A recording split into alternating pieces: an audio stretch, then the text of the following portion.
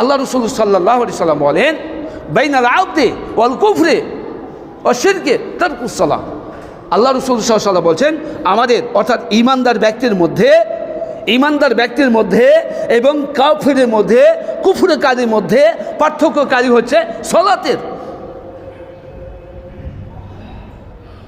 জি, রাসূলুল্লাহ সাল্লাল্লাহু আলাইহি ওয়াসাল্লামের এই হাদিস থেকে বোঝা যায় যে ইমানদার ব্যক্তির মধ্যে, ইমানদার বান্দার মধ্যে এবং কুফরকারীর মধ্যে, কাফিরের মধ্যে, মুশরিকের মধ্যে, বেদিনের মধ্যে, ইহুদির মধ্যে পার্থক্যকারী হচ্ছে সলাতের। অর্থাৎ যারা সলাত আদায় করে না তারাই হচ্ছে মুশরিক, যারা সলাত আদায় করে না তারাই হচ্ছে বেদিন, যারা সলাত আদায় করে না তারাই হচ্ছে অমুসলিম, যারা সলাত আদায় করে না তারা মুসলিম নয়, যারা সলাত আদায় করে না তারাই হচ্ছে কাফির।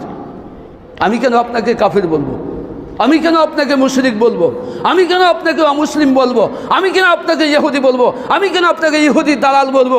জি, রাসূল সাল্লাল্লাহু আলাইহি ওয়াসাল্লাম 1400 বছর পূর্বেই আপনাকে ইহুদির দালাল বলেছেন, আপনাকে কাফির বলেছেন, আপনাকে মুশরিক বলেছেন, আপনাকে জাহিল বলেছেন, আপনাকে ওয়াজ্ঞ বলেছেন, নবী মুহাম্মদ রাসূলুল্লাহ সাল্লাল্লাহু আলাইহি ওয়াসাল্লাম বলেছেন।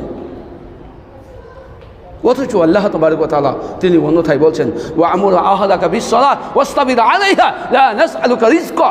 আল্লাহ তাবারক ওয়া তাআলা বলছেন, ওয়া আমুর আহলাকা বিস-সালাহ, হে দুনিয়ার মানুষ তুমি সালাত আদায় করো এবং তোমার পরিবার পরিজনকে সালাতের নির্দেশ দাও।